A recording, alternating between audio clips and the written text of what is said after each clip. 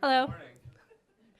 I'm Ann Bowser. I'm the Director of Innovation here at the Wilson Center, and I'm pleased to extend a warm welcome to all of you who are joining us today from Washington and from across the Atlantic, and also welcome our colleagues who are tuning in via the live webcast. I'd like to thank the European Commission for their contributions to this event, both through the Horizon 2020 funded BILET USA 4.0 project and through the organization offered by our co-hosts, Jean-Claude Bergelmann and Renee von Schomburg of the European Open Science Policy Platform. I'd like to recognize the EU delegation to the United States, particularly Mary Kavanagh, for their ongoing support of our work at the Wilson Center. Finally, I'd like to thank our wonderful staff, including Alex Long, Liz Newberry, Zale DeJong, and the AV team for making the logistics of this event possible. One of the best parts of working at the Wilson Center is getting exposure to brilliant and accomplished people through our fellowships program. I'd like to introduce Sherry Goodman, a senior fellow at the Wilson Center's Environmental Change and Security Program and Polar Initiative, who will speak a bit more about the Wilson Center and share her perspectives on open science. Sherry is credited with educating a generation of US military and government officials about the nexus between climate change and national security, using her famous coinage, threat multiplier, to fundamentally reshape the national discourse on this topic. A former first Deputy Undersecretary of Defense, Environmental Security, and staff member on the Senate Armed Services Committee, Goodman has founded, led, or advised nearly a dozen research organizations on environmental and energy matters, national security, and public policy. In addition to her position with the Wilson Center, Sherry is a senior fellow at CNA and a senior advisor for international security at the Center for Climate and Security.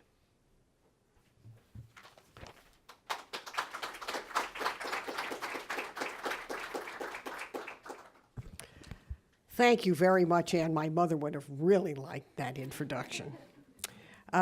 It's great to be here with you and with our European colleagues. I should start by saying I had the privilege yesterday of spending the evening with EU Ambassador to the US, Ambassador David O'Sullivan, and Vice President of the EU Commission for Energy, Amira Shkovic, who is here. We were doing an event on climate and national parks at a wonderful space downtown celebrating EU Climate Diplomacy Week. So it was really wonderful to be with colleagues, and this caps sort of a long tradition that I've had of working very closely with EU partners on science, security, climate, and energy. So it's great to be here with you this morning. As Ann said, I've worked with many think tanks across Washington. Happy to give you a tour of them at any time. The reason I think the Wilson Center is uniquely suited to do this kind of engagement is because, one, it's bipartisan, nonpartisan. We always work across both sides of the aisle. That is our statutory mandate when Congress created the Wilson Center in the name of President Wilson, our only president to have a PhD. So we do independent research for actionable ideas.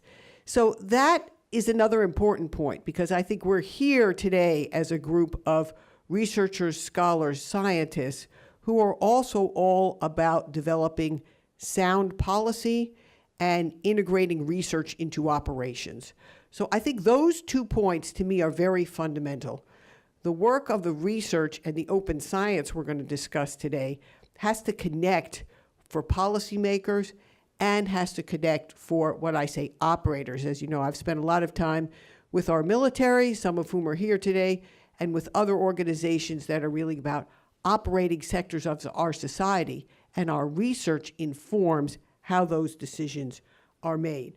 So in my own personal work, just to share with you from my earliest days, I worked at NATO, where we had the Committee on Challenges of a Modern Society. Does anybody remember that? Anybody? No? Okay. Well, that was NATO's science sort of community.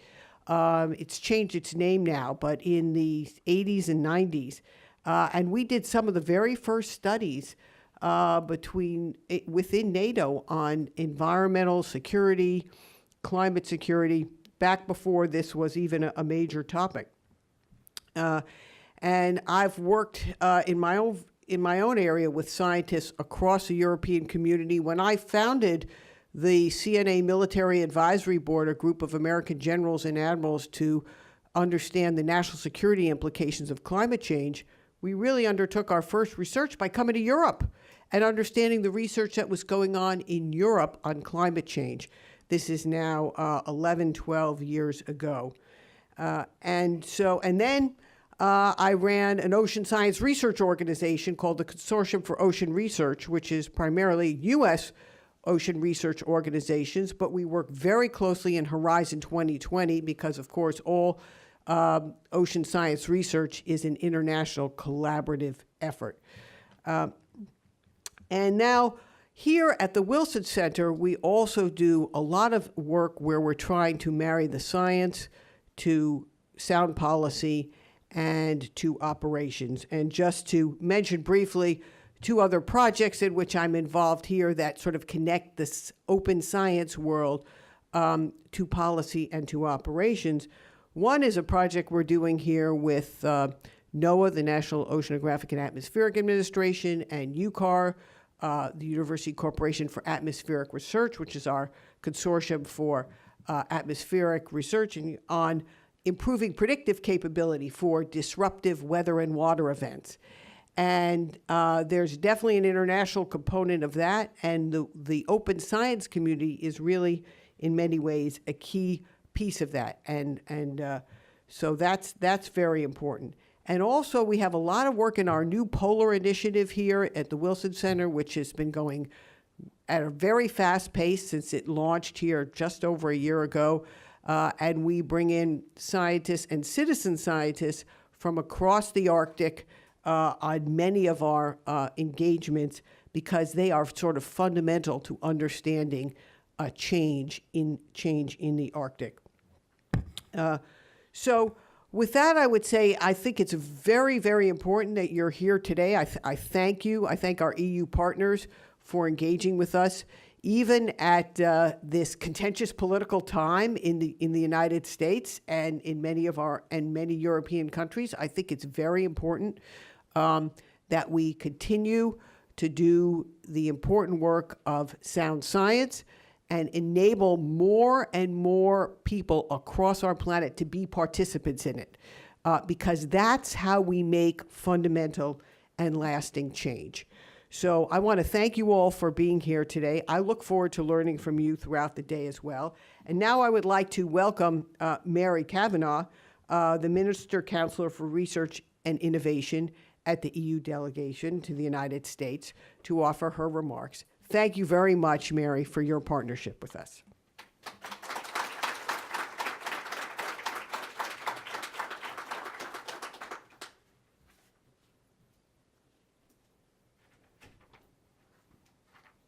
Good morning, ladies and gentlemen. It's a real pleasure for me to be back here at the Woodrow Wilson Centre for the second in a series of events celebrating the 20th anniversary of the EU-US Science and Technology Agreement.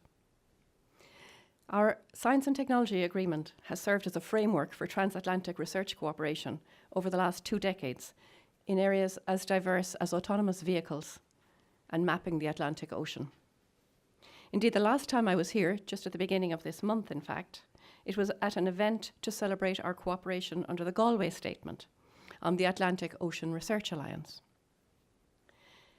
Today's event focuses specifically on open science, an issue that is topical in Europe, in the United States, and indeed all over the world. It is being discussed in international fora such as the OECD and the G7. Open science has been a priority of our Commissioner, Commissioner Moedas, from the beginning of his mandate.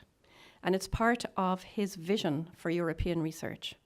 Open science, open innovation, open to the world. At the end of May, the EU research ministers endorsed the roadmap for the creation of the European Open Science Cloud for hosting and processing research data. The cloud is expected to be a reality by 2020. This is a decision that may create a step change in the European and potentially the global research landscape. I'm therefore happy to welcome you here today to reflect on the potential impact and consequences that open science will have in the years to come, and especially to see where EU and US interests may converge as we move forward into a new era of research. Finally, I would like to thank the Woodrow Wilson Centre, especially Anne Bowser and her colleagues, for the excellent cooperation, as always, in the preparation of this event, and to wish you all a very stimulating and thought-provoking day. Thank you.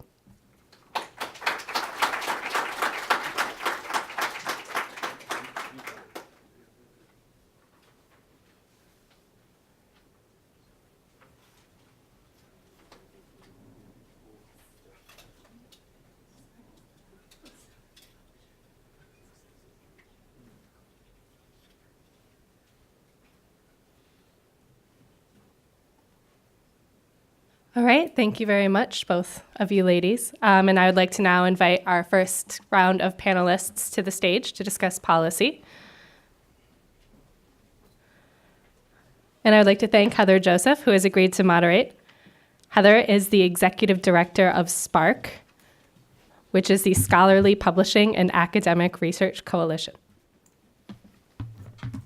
Thank you, Anne.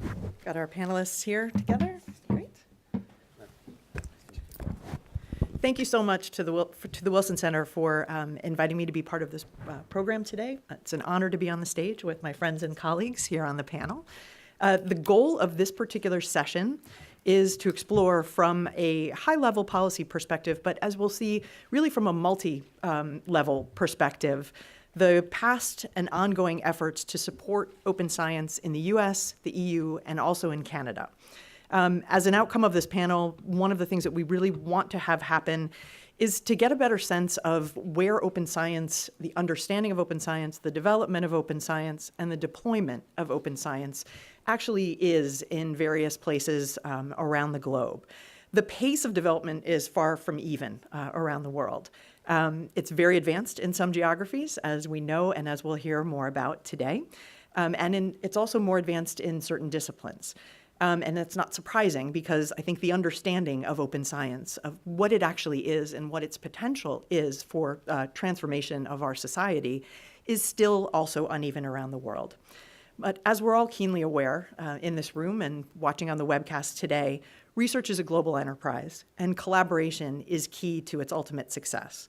So we're particularly grateful to the Wilson Center for bringing people together who are deeply committed to taking action to advance and accelerate the free flow of scientific research across borders. It was so wonderful to be, I'm pathologically early for everything, so I think I was the third person here this morning. And I was sort of sitting up front as people were trickling into the room. And it was remarkable to hear time and time again, oh, Berend, that's you. I've never seen you in person. Or, oh, right, we've collaborated on email. And many people have been working together virtually. And this is an opportunity for us to come together, in many cases, for the first time face to face. That collegiality, that willingness to work in the sort of unexplored is such a hallmark of the open science community, the burgeoning community. And it's something that I hope will be able to keep that tone and that energy going throughout this session and throughout the day. And to start the day off, we're very fortunate to have three very distinguished speakers representing three distinct international and perspectives. And as Sherry said in her opening remarks, we also have very distinct operational levels represented. We're starting with a pan-European perspective, moving along to a very research-intensive, focused Canadian and multinational perspective, and into a drill down into a specific U.S. agency, federal agency perspective. I'm going to briefly introduce our speakers in the order in which they will speak, and then happily turn the microphone over to them. Our first speaker is Jean-Claude Bergelmann, who is responsible for open science and data policies of the DG RTD and the European Commission. He's been part of the Commission since 1999, where he joined as a visiting scientist in the Joint Research Center and ultimately served as the head of the Information Society, Unit. He then served in the Bureau of European Policy Advisors, attached to the president of the EC, as an advisor for innovation policy. Since 2008, he's been part of the DG RTD as advisor and then head of unit in charge of top-level advisory boards such as the European Research and Innovation Board, the Innovation for Growth, and the European Forum for Forward-Looking Activities, which I think is my favorite title of a panel of all time. I'd like to hear more about that. He's also, in a previous iteration in life, he was a full professor of communication technology policy at the Free University of Brussels, and as well as the director of the Center for Studies on Media, Information, and Telecommunication. He chaired the World Economic Forum's Global Agenda Council on Innovation and was a member of its Science Advisory Committee. Our second speaker is Richard Gold. Richard is a senior fellow with the CIGI's International Law Research Program and is a James McGill Professor and Associate Dean of McGill University's Faculty of Law. He's the founding director of the Center for Intellectual Property Policy and teaches in the area of intellectual property, international intellectual property, and innovation. He's very interesting bio, and I'm really looking forward to his remarks because he is also intensively involved in research and generally focusing on the life sciences. Over the years, Richard has had a unique perspective by providing advisory services to the Health Canada, Industry Canada, the Canadian Biotechnology Advisory Committee, the Ontario Ministry of Health, the Organization for Economic Cooperation and Development, the OECD, the World Health Organization, and the World Intellectual Property Organization. Really looking forward to your remarks. And our final speaker is Elizabeth Kittery. Elizabeth is the strategic advisor for data and open science at the National Library of Medicine, where she's been involved in developing the NLM's fantastic long-term strategic plan and leading data science and open science initiatives across the library. Prior to moving into NLM, she was the senior advisor to the first ever, I think, associate director for data science at the U.S. National Institutes of Health, where she led open innovation efforts, including the Open Science Prize, which we'll hear more about in Elizabeth's comments, a really unique collaborative partnership between the U.S. National Institutes of Health, the Wellcome Trust, and the Howard Hughes Medical Institute, promoting open science. Elizabeth served as senior advisor to the Chief Technology Officer at the U.S. Department of Health and Human Services, where she led open government activities across the agency and coordinated the department's efforts to develop a common public access policy. Prior to coming to HHS, Elizabeth was also in the Academy, where she served as the first associate director to the Department of Biomedical Informatics at Arizona State University. We're going to hear brief presentations from each of these incredibly accomplished and diverse perspectives of about 10 minutes, roughly each. And we'll have plenty of time for questions and answers. And in keeping with the collegiality of the beginning of this session, we do invite questions from the audience, so I'll keep my eyes peeled. Just raise your hand, and we'd be happy to include you in the conversation. Without further ado, Jean-Claude. Okay. Okay, thanks, Heather, for the introduction. It's indeed interesting and nice to see that all these email names have a face. You sometimes forget it.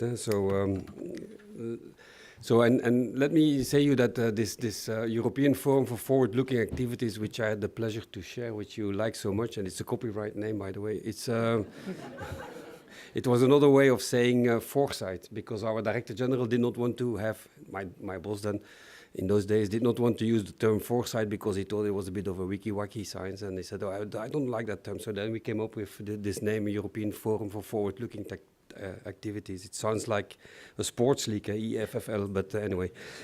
But I'm telling you that because what the policies we are doing today in Europe on open science is actually an indirect result of the work we did on foresight, where we started looking into the impact of ICT and digital technologies on all kind of activities in society. We then started looking at the scientific field, and it is out of that work actually that the policy grew. So I always use it as an example why foresight is, after all, interesting. Anyway, so I will give you an overview of what we are doing. You have the handout, they are outside, so the printed handouts, which is the official version, if you want, of what I'm saying. This is the PowerPoints that you can quote. You can also find them on our website. I will give you the references later on, but I prepared a much shorter version of what you have there to try to give you in 10 minutes the essence of what we do. This side? Okay.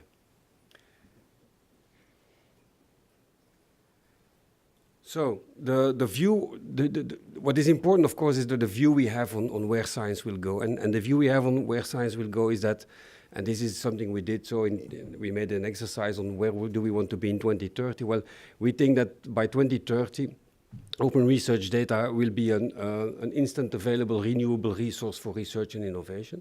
As a result of all the public funding.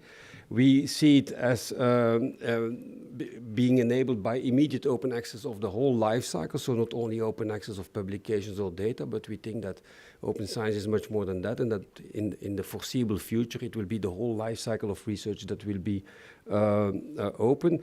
It will be backed up by multiple ways to measure and reward scientific activity, so not only high impact factor, but the whole life cycle that will become open will also become a point of measurement for whatever reward, funding, evaluation of projects and so on.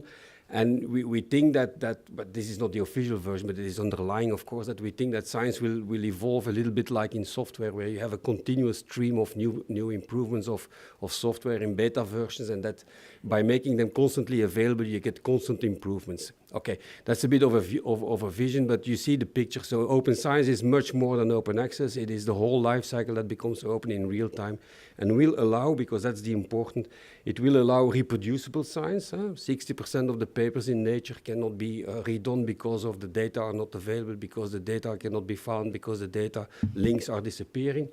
As a result, we hope that, and there are strong studies on that as well, that it will lead to better science, which is quite logical. If you can reproduce experiments, you can most likely come up with better results.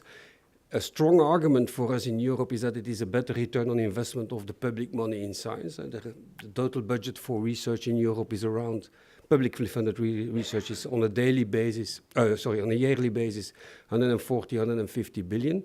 Now, if the results of that become openly available and can be used for reproducibility, well, it is quite logical that you have a better return on investment being achieved there, even if only 10% of the reproducibility leads to better results, that it still is an enormous good result. And of course, a very strong argument also is that it will allow quicker innovation uptake. Today, 80% of the scientific articles are behind paywalls. If they are really open, then it is logical that the startups, the SME sector will probably have access to it, and as a result of that, come up with better ideas, faster ideas, and so on. It will also allow cross-disciplinarity, which we think is very much necessary in 21st century. So where a lot of the challenges that our societies face are cross-disciplinarity, multidisciplinary nature. So that's a little bit the driving idea. So it is not open for open's sake. It is not an ideological debate, which it used to be 20 years ago when we talked about open access. It's not because we are targeting some of the editors which we don't like or which some of don't like and we want to make their life difficult. No, the core is better return on investment of our public money. That is really our argument which we have used over and over again in all the discussions around open science.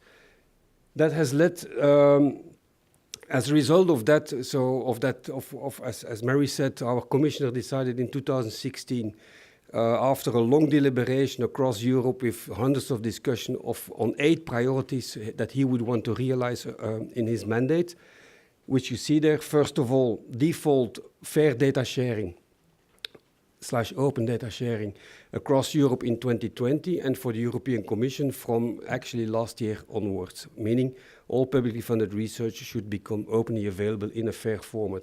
As Commission, our part, we do it already now. The funders in Europe are sitting together to come up with a similar position, but then from 2020 onwards, which will mean that those 140, 150 billion of public money that goes into research will by default lead to a fair data sharing.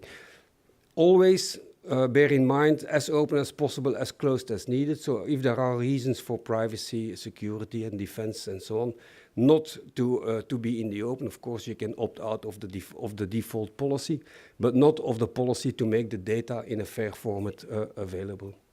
The Science Cloud, which I will talk a lot later on in the next panel more in detail, which we offer as a kind of the virtual environment for all these data to be processed, to be stored, to be made interoperable, to be worked with, will be up and running at the end of the year. So the 23rd of November, we launch the governance structure, which is the beginning of a process of federation of all the infrastructures, providers, and so on, to come up with a unified and a one-stop shopping approach for researchers in Europe to make use of the open data. We want to have next generation metrics to complement or to give a better indication for what all these open science activities would mean, and most likely we will have by spring next year, we like this kind of declarations in Europe, the Rome Declaration, the Maastricht Declaration, so now we have a Bucharest Declaration because that's the next presidency, where we want funders and university associations to agree on 8, 10, 12 key indicators for open science, which they want to implement in their day-to-day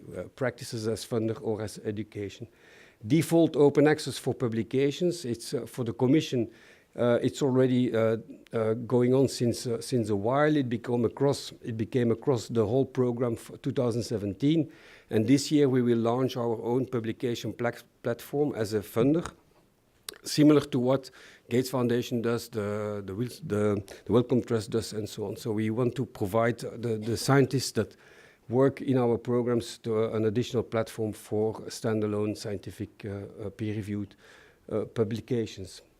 The reward system is a bit more tricky for us to work on because that's subsidiarity, meaning the Commission as such has nothing to say about it. So, but we're trying to push the universities forward to embrace open science indicators in their reward system, because the Achilles heel of open science is, of course, the scientist. And what's in there for me? Why would I make my data available if I don't get any reward somewhere down the line there?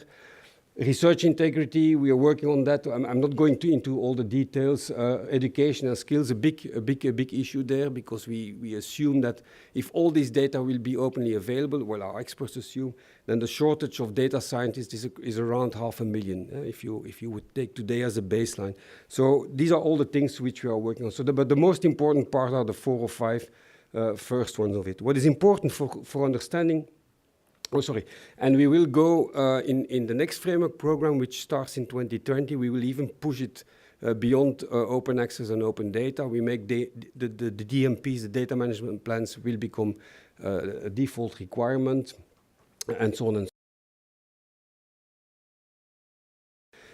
on. On top of that, a lot of activities has been taken by the Commission in terms of opening up access to public records. So in this year, a directive was passed that obliges the public sector in Europe to make openly available their archive, their data archive. So that's quite important, less noticed, but quite important new directive that is there, and it also applies to the research institutions. So that's an important. This is what you see there on the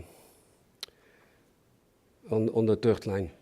So on the third last line. So all these things are there. So you see the activities are quite abundant. It all follows from the priorities taken beforehand. But what is important for you to understand is that this is not something we invented in our office in Brussels. On a day we didn't know exactly what to do. So it is really important, and I stress it over and over and over again, the open science policy, it's not a policy invented by us. It is really bringing to the forefront what was living in the communities. Me and my colleagues, we went out countless times to discuss these things, many seminars, and the 8 priorities which I just showed you are a result of what the scientific world and the stakeholders told us. These are the key issues. If this is the change, this is the key issues. So that's very important. So it's a co-created agenda. And as a result of that, the uptake of it is also very, if I may say, quite successful. We really see that how the universities, how the stakeholders, how the funders, and they are coming together and trying to implement all these things without having to do any effort at all. Why? Because it's actually their agenda. And in that respect, it's quite interesting if you have the time to look at the LERU paper. So LERU is the League of European Research Universities, which is the Ivy League of, if you want, the Ivy League of universities in Europe. So the top 26 universities. 4 years ago, they almost killed us when we proposed our open science agenda, when we spoke to the vice chancellors. 4 years later, they come up with a paper proposing 41 concrete measurements in their universities to be adapted to embrace open science as a concrete practice. And that shows you the commitment, and that shows you that it is a policy which is seen as a policy bottom-up and not imposed top-down. Idem dito for the member states. So we did extensive evangelizing. We really went out to all these member states, talked to them, we had them on board. There too, it was not always an easy exercise, but as a result of it, the uptake and the support for open science, for example, by all the funders sitting together to decide on mandatory open data, is there, and it explains, I think, the fact that indeed we can say that today open science policy is more or less across the ball in most of the member states and most of the stakeholders in Europe.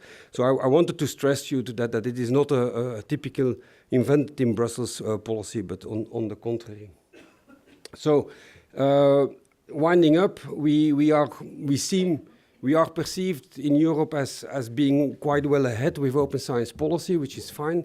But of course, it is only starting now because all these interests are shaking. We have a history in being first with some of these trends and then missing out completely. I look at the web, so it's not a done deal. On the contrary, I think that in the 3 to 5 years to come are essential for making this policy solid and completely implementable. It's also interesting to see that the powers that be in the science system are very strong. I was really surprised not really, but I was surprised sometimes to the extent of how conservative some of the powers that be are at every level, be it at the level of the data infrastructures, be it at the level of universities.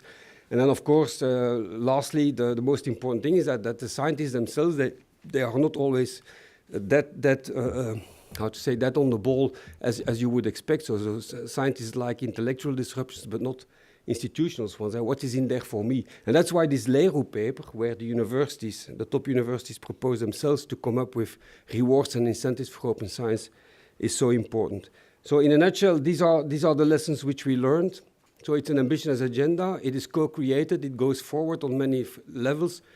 We are not there yet, far from saying so, but we are quite hopeful to reach it. The whole idea is that we go beyond open access. It is really a modus operandi of science, a new modus operandi. And if you want to keep track of all the developments on all these different parts of open science, I can refer to the monitor, the final version of the monitor, which we launched last month, which is an aggregation of all the available data on all these indicators for open science, and where you can see across the disciplines, across the institutions, across the member states, who is doing what on which level. Thank you.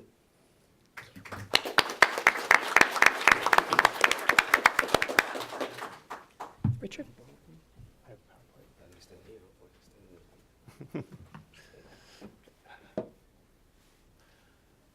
Hello, everyone. I'm the person, this reminds me of Sesame Street, the person who doesn't belong. I come from the Great White North of Canada, so interloping into your US-EU discussion. But I do hold a French passport, so perhaps that justifies it.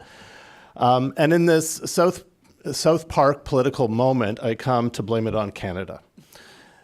And what I'm going to blame on Canada is, well, we have relatively little policy. We've actually got the 2 leading open science projects in the world sitting in Canada. So we're leaders in the practice of open science that goes well beyond open access data and open access publications, but actually are collaborations where partners share information, and on co-created goods, we do not get patents. In order to enable that flow to happen, because having free knowledge but not being able to use it is not terribly useful. So I'm going to be talking about at least one of those examples that's from my hometown. Whoops, that was bad. Okay. So I'm going to be talking about the Montreal Neurological Institute, which is part of McGill University, founded in 1934. I won't go through all of that. But we've got a almost 100-year history of working on neurodegenerative diseases. And I'll leave it at that point. And the problem in this area is science really has not delivered. in the last 30 years, there's no real breakthroughs in Parkinson's, ALS, and a whole bunch of neurodegenerative diseases, causing immense frustration among patients, obviously, their families, but also those researching in the area. And the feeling was, we can't do worse than we're doing now. And there was a real need to think about doing something different. So despite the growing burden of neurodegenerative diseases, we're not doing what we are supposed to do, and I'll come back to that a little bit later. The costs are exceedingly high for these because of these diseases and growing larger. And in fact, neurodegenerative diseases will probably cost the economy more than cancer by 2040, at least in my country, but likely in most of the countries represented today. Okay. So that's why the Montreal Neurological Institute is interested in this and in breaking the mold. Now, in breaking the mold, we just don't want to do so willy-nilly without thinking about the consequences. But we know we have to do something different. The researchers are motivated, funders are motivated, patients are motivated. So what is the problem? Why have we not advanced? And I do not speak for the Montreal Neurological Institute. I don't talk for any government. I'm an independent academic researcher, so I get to say what I like, but don't blame them for what I say.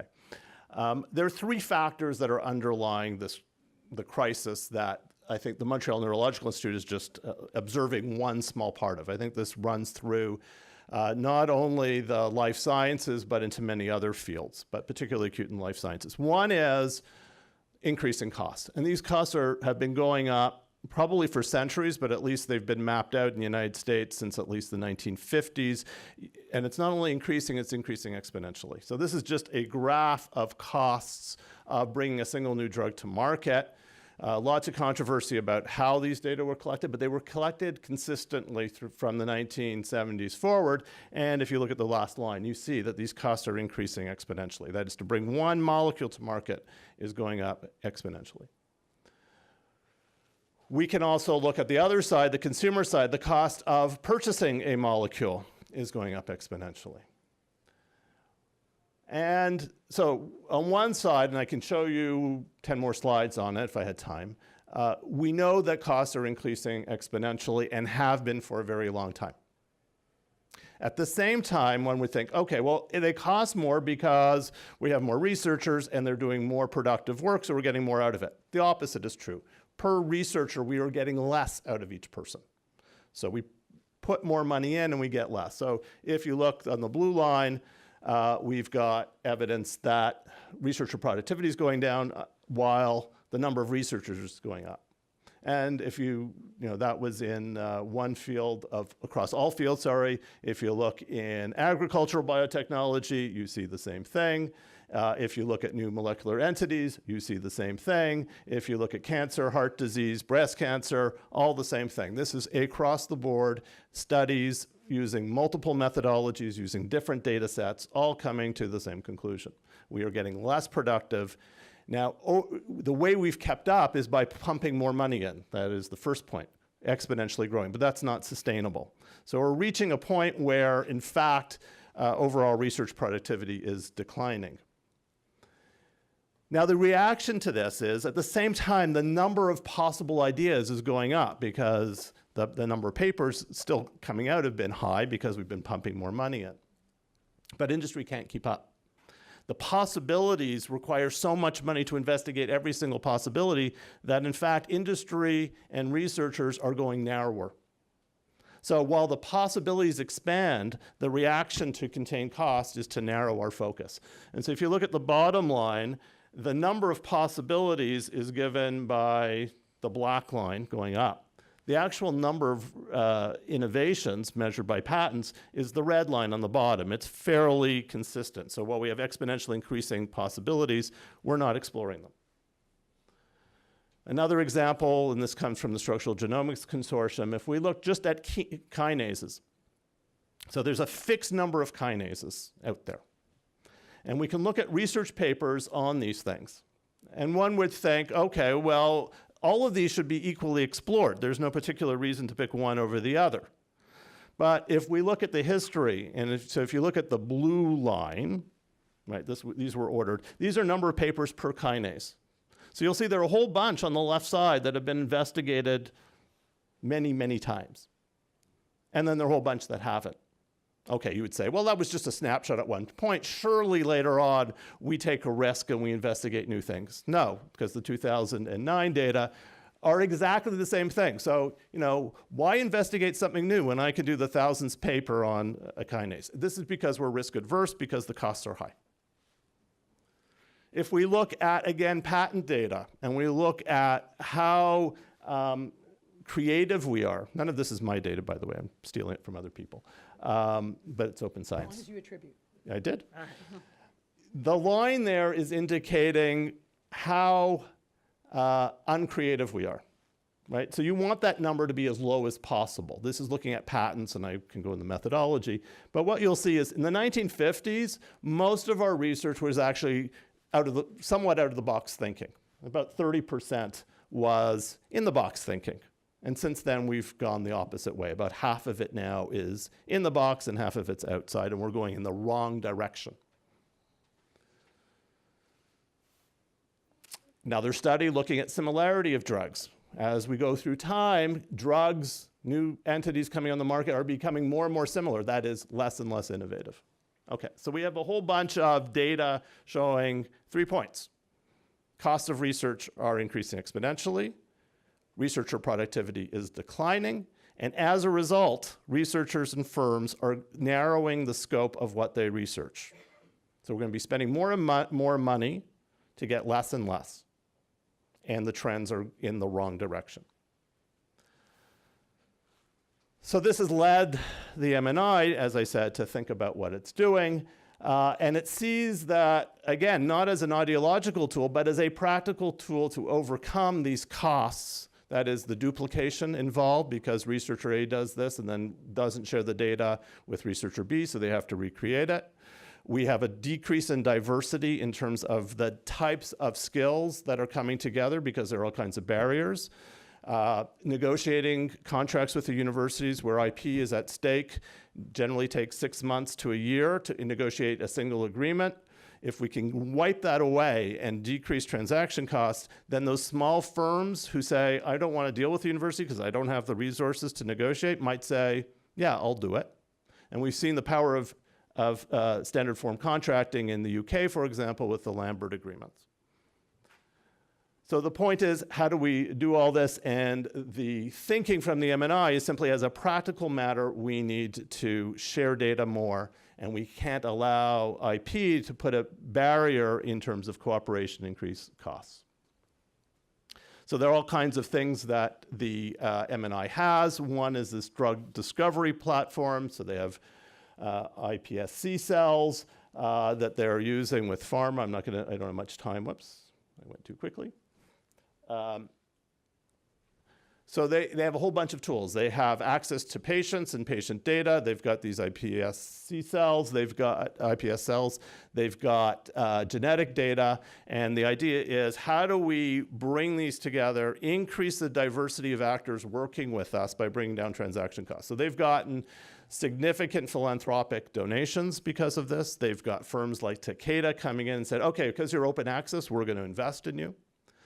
And it would seem contradictory to say, well, no patents, why would firms be involved? It's because what you're doing is you're creating access. So the data's all there. But why do people go to Harvard's, Yale's, Oxford's, and the other universities in the world when all the data they give is public? It's because there's a buzz. There's tacit knowledge by people interacting with each other. And we know from the Structural Genomics Consortium, which is open science as well, that the firms that participate in something that is put out to the world at exactly the same time to everyone use that data much more than other firms. So if you look at the patents that these drug firms submit and their citations back, they cite the SGC papers much more than anybody else because they understand it. So the idea here is, this is not anti-firm. This is just saying our model of how we work together is broken, and we need to rethink that and then find different ways for firms to extract value. And that's what the MNI is doing. My particular work here is to try to come up with measures so that we can assess this theoretical model, and so we're putting forward models and we're trying to measure this. Elizabeth is part of that, as well as some others, to try and come up with global standards of how we assess, how we collect data prospectively so we can actually develop an evidence base that supports this. Thank you.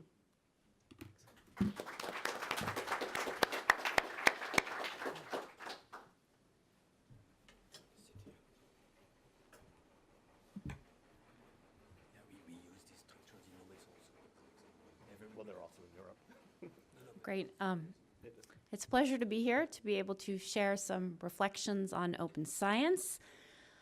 Richard and Jean-Claude did a great job in setting the policy context and why open science is so important, and particularly important in the area of biomedicine, which is the area I'm going to focus on. So I'm going to give you a perspective from one federal agency, and that is the National Library of Medicine, which is part of the National Institutes of Health. So what I'm going to talk about today is give you some background on how the National Library of Medicine and the National Institutes of Health are advancing open science. I'll then talk about a particular exemplar, the Open Science Prize, which is a collaborative effort we ran with the Wellcome Trust and the Howard Hughes Medical Institute to advance open science globally. And I'll end with some updates on strategic planning efforts that are coming out of the National Library of Medicine and the National Institutes of Health that are very pertinent to today's discussions. So just a little bit of background. The National Library of Medicine is one of the 27 institutes at the National Institutes of Health. We are also the world's largest biomedical library. We do many things as a national library. We do research, we do training, we coordinate standards, but we are probably best known for our open data resources. Some of the ones you may be familiar with are the PubMed suite of services, which are the abstracts and the free text articles that are available, as well as some of the data resources like GenBank, which are the genomic data sequences. So our usage of our services is global. You can see that more than half of the users actually come from outside of the US. We have more than 5 million users a day conducting over 3 million searches, so just a tremendous amount of activity. It's also interesting to note that in recent years, the holdings are not just journal articles funded by the National Institutes of Health, but many of the other agencies, the Environmental Protection Agency, the National Institute of Standards and Technology, NASA, just to name a few. Also, some of the private funders like the Bill and Melinda Gates Foundations also deposit into this repository. So within the NIH, the National Library of Medicine is the hub of open science, and this comes from a recommendation that was made 3 years ago by the advisory committee to the NIH director. As a hub of open science, we not only make open data resources available, we do education, we do training, and we inform the policy development. So with that background in mind, I'd just like to give a sort of brief overview of some of the ways that NIH has helped to promote a culture of data sharing. And it actually goes back farther than this timeline, but I'm going to focus on the last 15 years. So to start with the NIH data sharing policy, which was issued in 2003. This was a major policy that set an expectation that investigators holding research grants of over 500,000 would develop data sharing plans. This was then followed by more specific data sharing policies in areas like genomics and clinical trials. In 2008, NIH issued the public access policy for publications, which required that manuscripts arising from NIH-funded research be deposited into PubMed Central and made freely available no later than 12 months after the date of publication. And this was a landmark policy that really revolutionized our ability to have PubMed. In 2013, the White House issued a memo requesting that all federal agencies that conduct scientific research, doing more than $100 million in research funding, develop plans for making the results of federally funded research publicly available. And this applied to 22 different agencies across the US government. In 2015, the National Institutes of Health, along with the other sister agencies in the Department of Health and Human Services, issued a plan for how it was going to address this memo. We have subsequently issued a request for information to gather community input on views on how do we do data management, how do we do citation, what are high-value data. This is a very complex area, and we wanted community input. I should also note that NIH is now part of an interagency working group, and so we are working with the other federal agencies to think about how do we harmonize policies. So sort of on this theme of there's policy and then there's practice. In the last 5 years, starting with the Big Data to Knowledge Initiative, a number of large-scale data research intensive initiatives have emerged at NIH. A few of them to mention are the Cancer Moonshot, the All of Us Precision Medicine, and now the NIH Data Commons. And these are all initiatives that rely on data sharing, and these are places where we are going ahead and we are practicing and we are learning about data sharing. Finally, I'd like to mention, I'm going to touch on this at the end of my presentation, are 2 recent strategic plans that address making data fair, so making it findable, accessible, interoperable, and reusable. And that is the plan from the National Library of Medicine, its strategic plan, and also the NIH data strategy that just came out a few weeks ago. There are 2 other policies I would like to mention. They are federal-wide, and they impact the way NIH deals with and thinks about data, and that is the Open Data Policy. This was issued in 2013. This, again, was federal-wide, requiring that all federal agencies make their data open and machine-readable as the default. And the other policy is the America Competes Act, which was first issued in 2010 and then reissued in 2017, and this gave federal agencies the authority to engage in prize and challenge competitions as well as citizen science.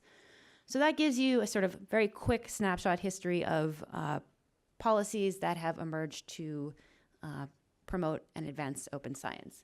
Okay, so now I would like to talk about specifically more about NLM's role in advancing open science. So 1 second here.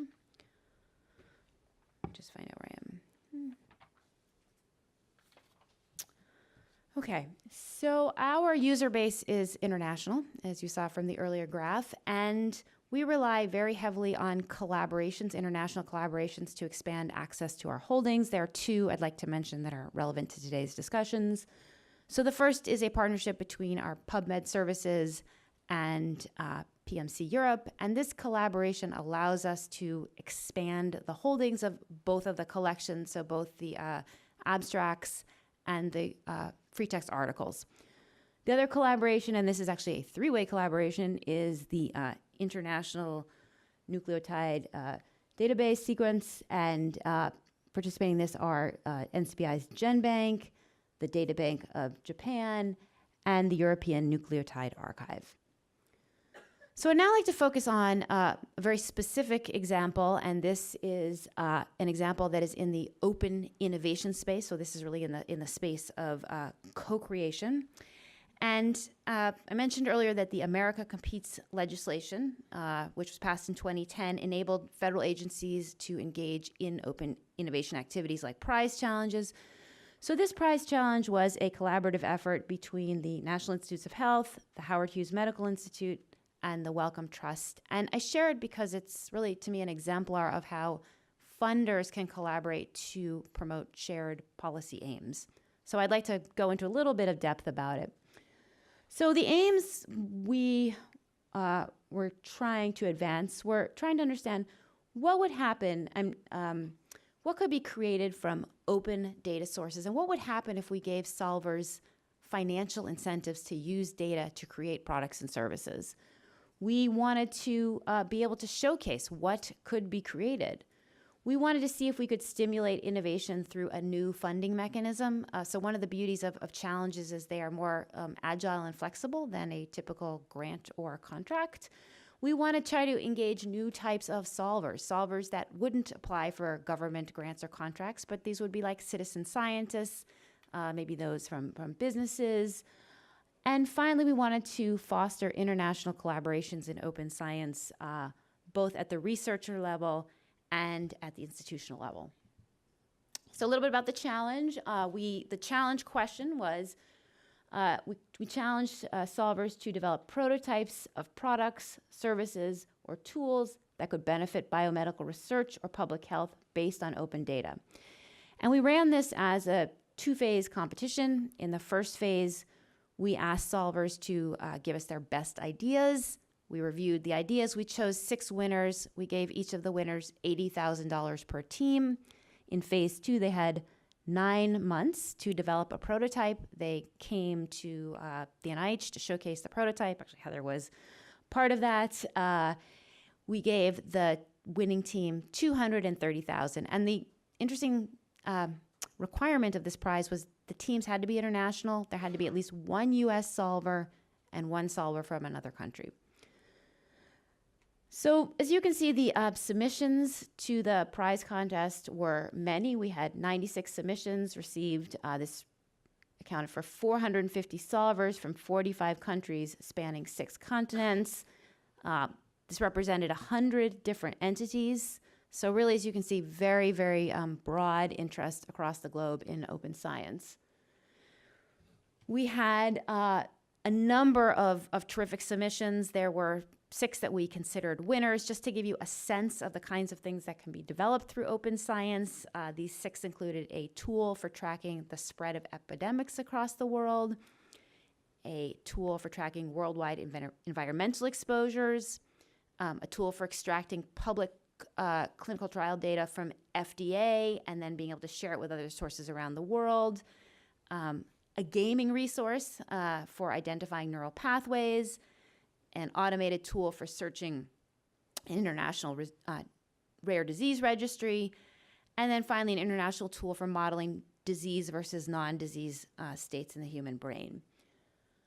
Well, there are many lessons that we drew from the Open Science Prize, and I'd like to share 4 because I think that they're germane to the conversation. So the first is that open science can serve as a powerful approach for developing global public health solutions. I believe that each of the solutions was stronger because of the international partnerships and because of the broad range of data that could be brought into any one of the tools. Secondly, that partners increase the global reach and resources. We were able to access many more networks of solvers because we were able to use different channels. So it wasn't just the traditional NIH channels, but we were able to engage the channels of our 2 other partners.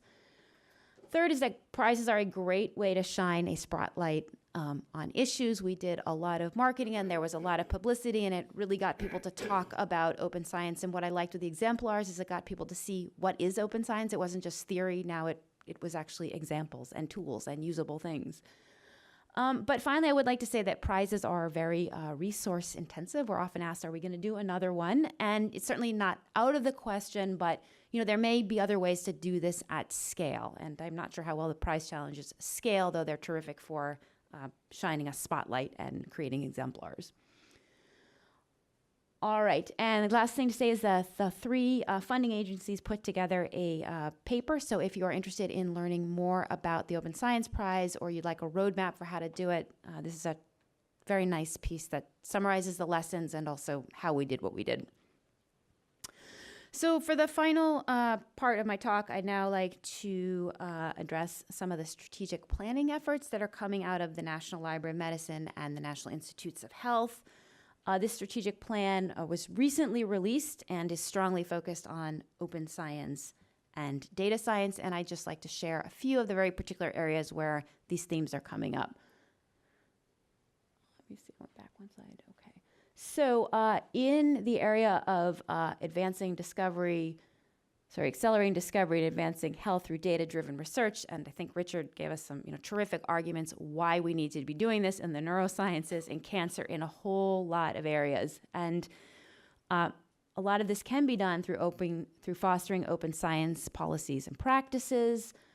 As a library, we are very strongly committed to making data findable, accessible, interoperable, reusable. I'm also going to add in here attributable and sustainable. And this is necessary in order to create this linked ecosystem. So I was Jean-Claude who talked about sort of the power of you have all these data elements that are now available, but if they're not connected, you really can't maximize the power of what data can do. And so we need to accomplish this in order to really link and maximize all of the different pieces that are now available that 10, 20 years ago were simply locked away in a written form in a paper.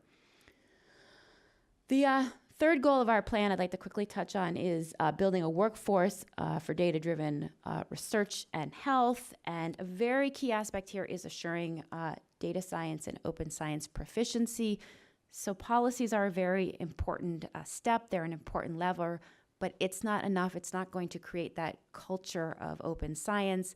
Researchers need to know how to manage data. They need to know how to cite data. They need to know how to share data. And if they don't know all these things, open science will be a burden. It will be something that will be very hard. We're going to have to force compliance as opposed to sort of making it something that's natural. So the library has a big emphasis on advancing education in this area. We also believe that libraries and librarians have a very critical role, and we have seen through some of our research grants that when put on a member of a research team, a librarian can be a very powerful force and asset. We have been doing this kind of work for literature, and we can also do it for data.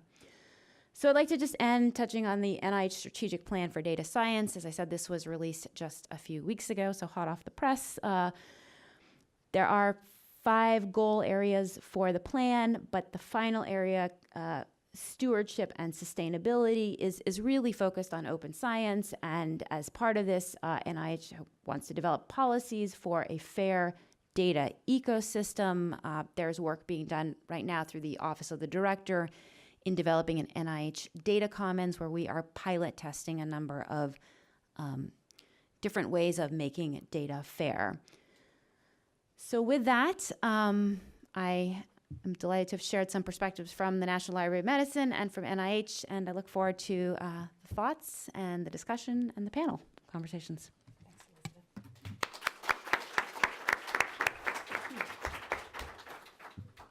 So now we have the opportunity for questions and answers. We are going to open up the questions, the opportunity for questions from the audience, but I have a few questions for the panelists just to get the ball rolling. I actually have a notepad now full of questions for each of you, but we'll try to go easy on the volume here. It was super interesting to me to hear all of you say some iteration of the importance of the open science agenda being the researcher-driven agenda. Jean-Claude, you actually alluded directly said in your comments that the open science policy agenda across Europe you feel the uptake has been successful because the researchers feel ownership of that agenda.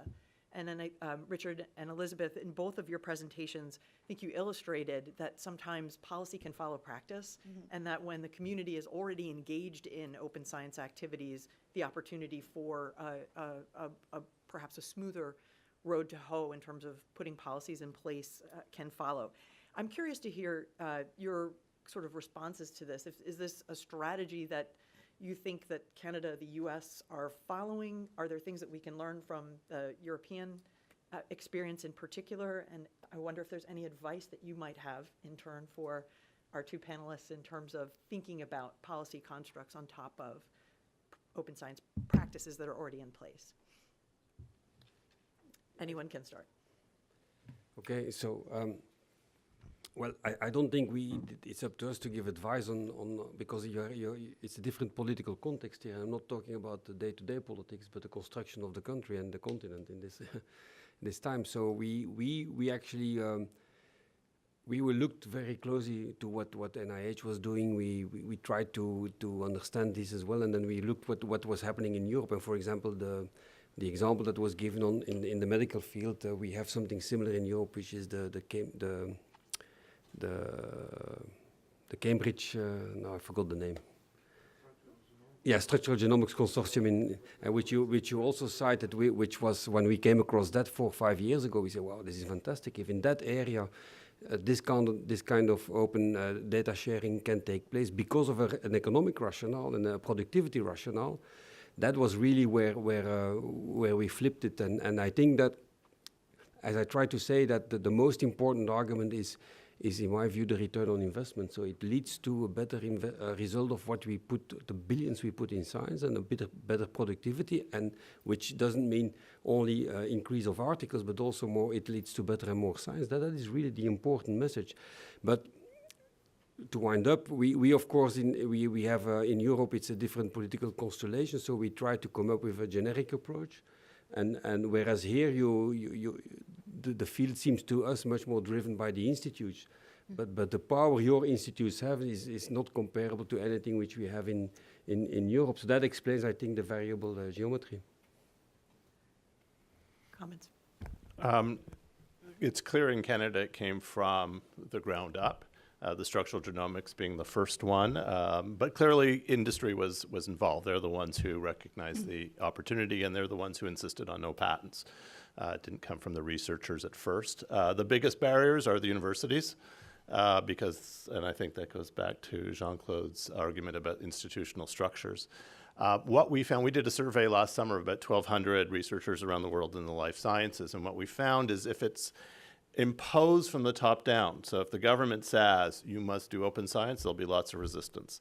But if it comes from their community, they're willing to listen and get involved. So the strategy we are actually following is we don't want to force anybody to do open science because we think it's so beneficial that by illustrating it, by doing it, that other people will come on board. So communicating about it is important. You know, what are we doing? Why are we doing it?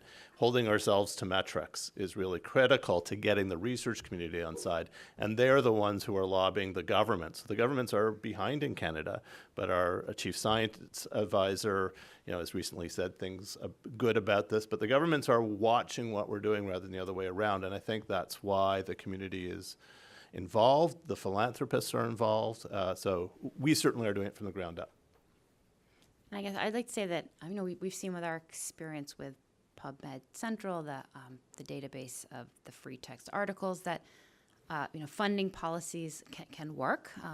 It can take a long time to get to a point of compliance. But what we at the library are really interested in is how do we incentivize? I mean, how do we create a value? And I think PubMed Central is an interesting example where it took a long time, but now, as you saw, it's a worldwide resource. It's something that a lot of people value, but how do we now get there with the data?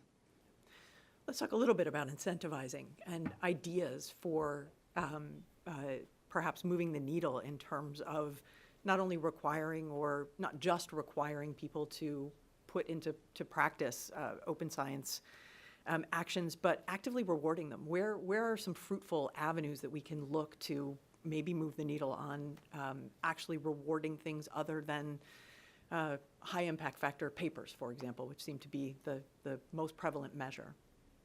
Ideas? Yeah, it is the most essential weakness, I would say, in the whole open science transition is the rewards.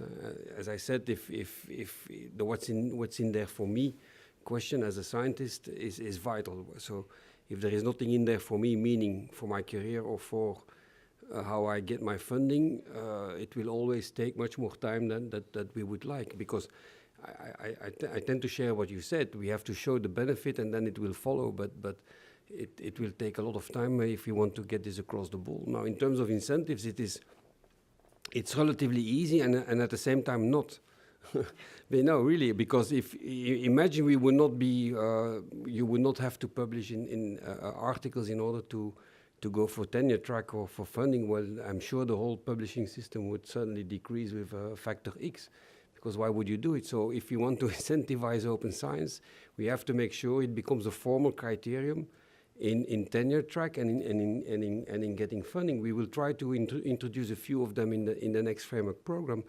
But then again, it is up to universities to translate that in their policies.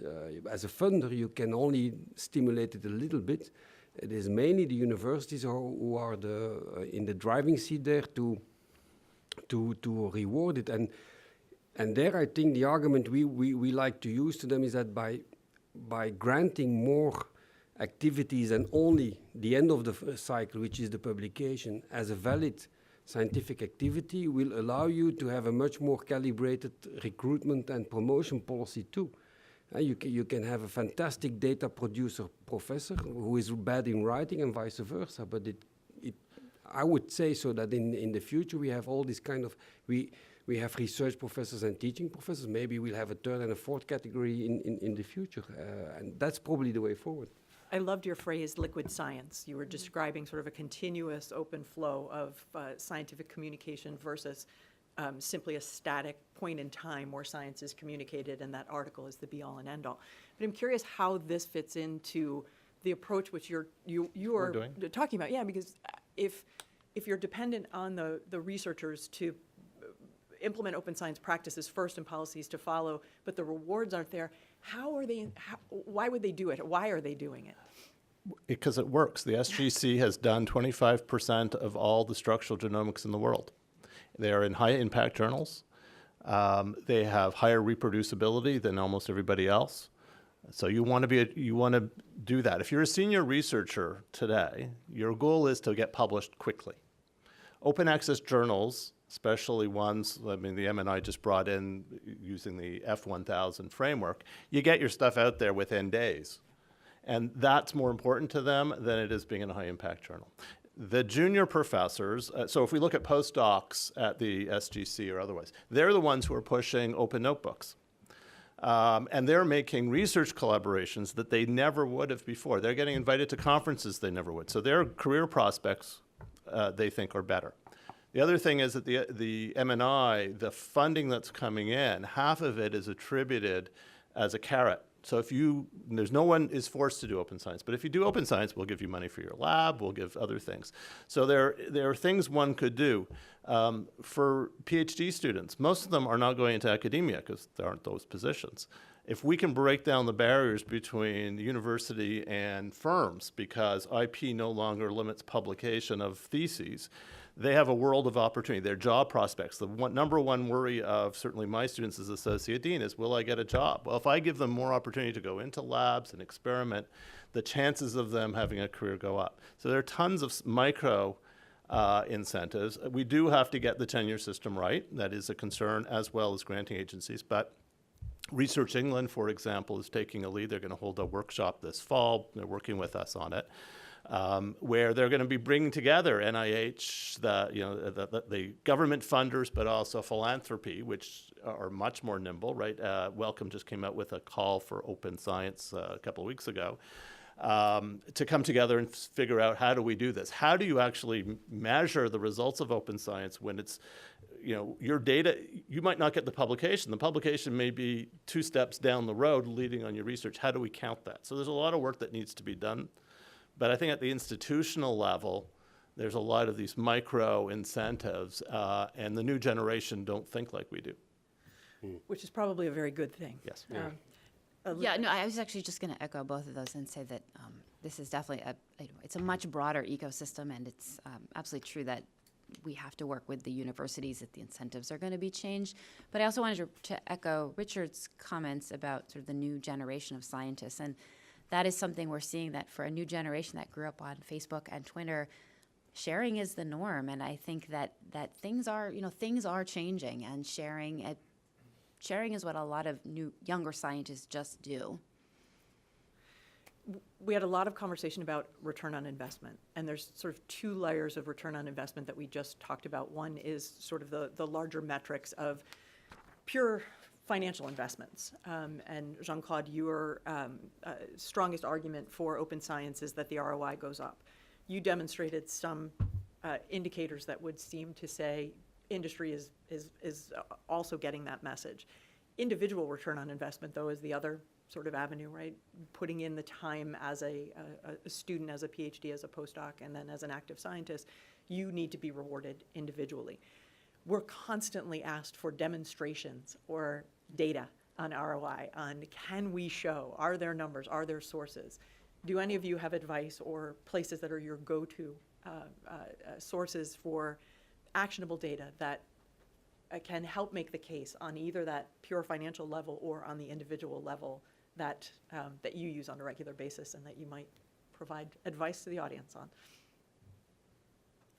If you just look at the investments in the SGC as an institution, it's very high. If you look at, there's a lot of anecdotal evidence. Yes. So the researchers involved with the SGC are doing super well. So when you tell them there's no opportunity for junior researchers, it's just patently untrue when you look at the examples. But what we're trying to do, the whole purpose of my project, we're working with the Commission, with the NIH, with the Wellcome Trust, the Gates Foundation, with research institutes and funders around the world, patient groups, because we didn't talk about patients and their interest in participating in open science, researchers, et cetera, is trying to create an evidence base to measure those ROI. So we're looking at what are the opportunities for young researchers. I just said, I think they're going to get into industry.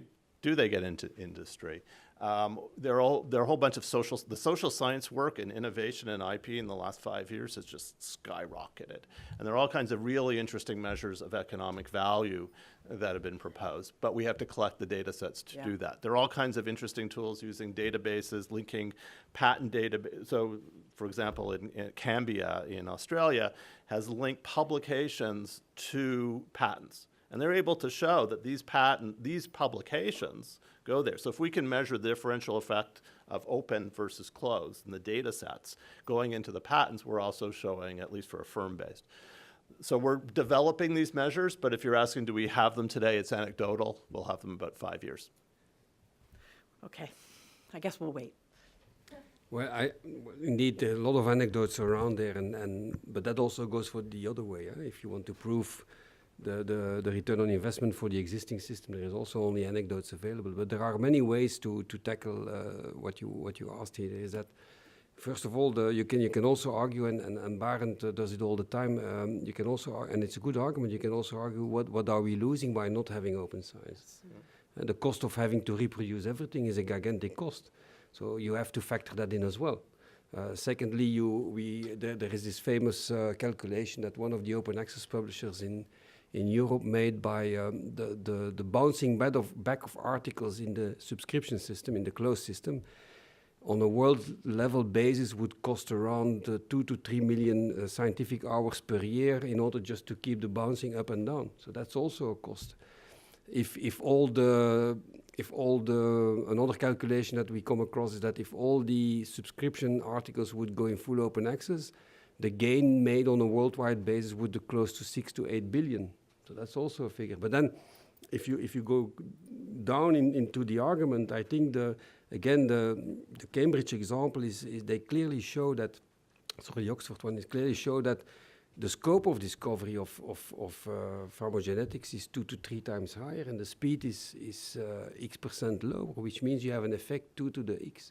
And that is also a very important argument. And then finally, we have a few figures around, like the EMBL, so the European Microbiological Association, who calculated, and it was done by their German labs, that having open data has given them a benefit of 1 billion over the last 10 years. Not annual, but aggregated.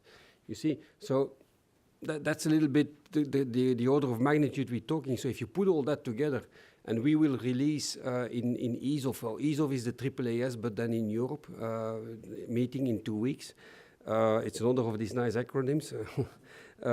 So we will publish, most likely we will be able to publish a study there where we demonstrated that the cost of not having fair data, so the opportunity cost for science calculated was 10 billion a year. Incredible.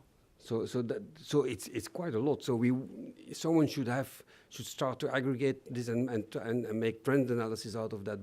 But I think that if you put it all together, that it is quite compelling. Very, very compelling. And the NIH has put forward, at least with the Human Genome Project, quite a bit of economic data, looking at the millions that have been returned and also some new findings. So, that's anecdotal, but it's something, it's numbers. But I would say that, I think that the proof will be in the pudding in the next 5-10 years from some of the big data sharing initiatives we have, like the Cancer Moonshot and the Brain Initiative and the All of Us, to see what comes out, because these are areas that can only be advanced through the pooling of data and not just the pooling, but the linking of data. It's different types of data.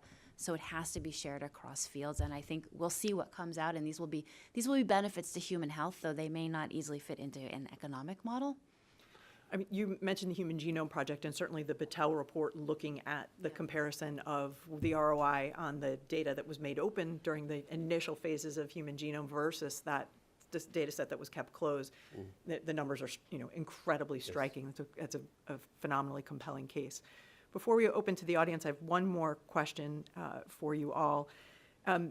All of you talked about open science not as an ideological tool, but as a pragmatic way to do better science, if I can paraphrase, to address real problems.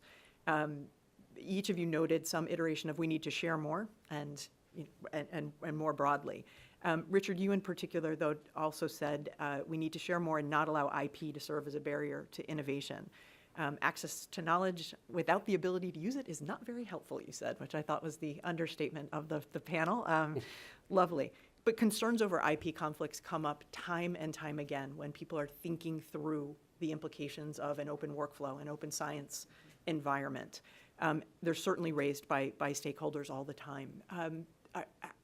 Maybe this is a too broad a question, but I'm curious to know how if each of you have run into this, and if there are ways to address this. I certainly hear it. The people that are telling it to me are not the firms. They're the researchers, generally in clinical labs, that are worried that they would lose contracts with industry. From industry, I'm hearing excitement about this because they want to knock out, if we're talking about molecules faster. Yeah. That they don't want to have to repeat. They've realized that the costs are going up so high that it's no longer affordable to do the same research on the same type of molecule over and over again. They see this as pre-competitive, and some of the patent landscape has changed, especially in the United States, with certain decisions like Myriad and Alice that have made it harder to patent what we'd be doing in these projects. For most firms, this is pre-competitive or an opportunity if you're a biotech firm to showcase in front of partners. So if I can bring in more partners and I'm a small biotech, I suddenly have an audience that will look at my product. I get to prove it. We also know that universities are probably the world's worst managers of intellectual property. They patent the wrong things for the wrong reasons, right? We know it's a squeaky wheel. Whichever professor says, I want this, that's what gets patented, not because it makes sense. They have no sense of the market. They don't know how to license. All they care about is getting patents and showing they've licensed it with some promised revenue stream that probably will never happen, but from an accounting point of view, they get to do it. So getting universities out of the business of patenting will save tons of money and will cause no industry any pain. And so it's getting the mindset of the universities, which we've told them, you need to transfer. Yeah, you need to transfer, but not through patents, please. And then it's coming up with all kinds of different ways. So most of these firms see their opportunities as I get access to the knowledge, I get access to those people and thinking about what the cutting edge is, and then I'm better than my competitor at figuring out the chemical, and let them do that. And then bringing in non-traditional firms. So at a meeting that Elizabeth came in, we've got a very big artificial intelligence deep learning center or centers and firms in Montreal. They want access to the raw data because, looking at this at a health data set or looking at financial data set, it's the same thing for them in many ways. So we need to stop thinking also of this idea that, okay, it's a biotech project, so the output has to be biotech. Why? Why can't it be software? Why can't it be something else? But the only way to break down those barriers. So I get it from researchers who are afraid and policymakers who are afraid. I don't tend to get it from at least the leading firms. It's very helpful. And I want to note that I think it was Elsevier that recently did a study on data sharing and what are the barriers to data sharing. What was interesting to me is that I believe the number 2 reason was concerns over IP. And so I think one of the key things that we can do is more sort of education about what is and what isn't, because I think there's a lot of fear mongering in this area, and so that would be on my wish list, and it's certainly an area that NIH is doing work in is more understanding of what can and can't be done, and I'd like to see more education. It's a great point. Any questions from folks in the audience for our panelists? Oh my, okay. Your hand was up first. As a quick note, if you could please say your name and where you're coming from before you give your question, that'd be appreciated. Happy to. My name is Maya Sahol-Tillel. I'm at the Science and Technology Policy Institute. I have two interrelated questions. The first one is, we recognize that, first off, thank you so much. And from all you said, we can tell that having open science, really, open data will ease access to all these data sets and move forward fast, correct science. However, we also have to acknowledge that there's a risk of having easy access and lowering the barriers to data. I'm wondering what you think about this, specifically in the space of biomedical data, in line with maybe the Common Rule in the US or GDPR in the EU, and how this intersection might play. So how can we deal with continuing to have, pushing towards open data to facilitate science while protecting human subjects? On a related front, as we're recognizing the need for open data and the reproducibility crisis with the current standards, how should policymakers be considering data right now or science right now? How should they be using the existing science considering the recognized limitations? So there are some proposed rules that, given the current recognition of the reproducibility crisis, we should not be using anything that's not open data.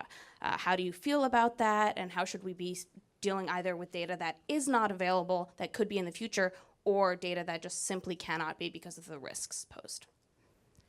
So I'm going to start. I mean, you're asking some great questions. I wish I had better answers at the moment. We have an Office of Science Policy, and they're looking very closely at the GPDR and what are the implications. I can tell you that in all of our different initiatives, the questions you're raising of sort of privacy and access, these are all being explored, and these are, honestly, some of the things that are holding up some of the policy development. There are just so many questions, and we don't want to issue policies without really understanding some of the implications. So I think the best I can say is you're asking great questions. These are things that are being looked at, and I hope by speaking again at some point, I will be able to offer more in the future on that. Well, first of all, open is not free. That's very important. It doesn't mean that we want to have a kind of everything that is ever produced should be available to everyone all the time. On the contrary, what needed to stay behind closed walls in the past, I don't think it will change in the future. And the example you gave of biomedical is one of the areas. There are areas where you have to respect that it will not be open, but that doesn't mean it shouldn't be fair. Because you can have interoperable data without having them to make open, and so it will allow in the future, when you think that the embargo on open should fall, on close should fall, to be open. So that's one thing. But the second thing is, and if you look at the GDPR, so there are, or you can imagine that we also looked at it, and there are ways of to a very large extent, we think, and we will hopefully publish a paper on that on our website soon, that we can relatively easy combine the necessities of GDPR with the European Open Science Cloud. So there are ways to master it. And then thirdly, I think that I think it is quite hopeful to see and quite promising to see what blockchain type of technologies could do for this type of sensitive data, because in a certain sense it is the highest possible privacy guarantee that you can have. If you could channel the kind of sensitive research in a blockchain type of workflow, then you at least from a GDPR point of view, you would go very, very, very much into the way of what is requested there. And there are also initiatives, like in the Netherlands, and maybe Barend can explain it later on, where they are working with the idea that the data stay where they are produced with me as a patient or a medical or a person, and that the software that you want to use to process all the data travels around, so that there never is a combination of all this data physically, but that only the mining is aggregated. Anyway, so there are a lot of ways around it, and it is not a black and white discussion, I think, and I personally think that we have so many smart technologies in the pipeline because they're all based on IA type of of thinking, and then blockchain type of processing, that we will find a way around it. So the tough thing about a conversation on open science is that you tend to get lost in the interesting details, and we're right at the time for this session. Luckily, we're going into a coffee break, and I know that our speakers will be happy to continue the conversations in the coffee break as well as in the workshop sessions. Please join me in thanking Jean-Claude, Elizabeth, and Richard for a wonderful conversation.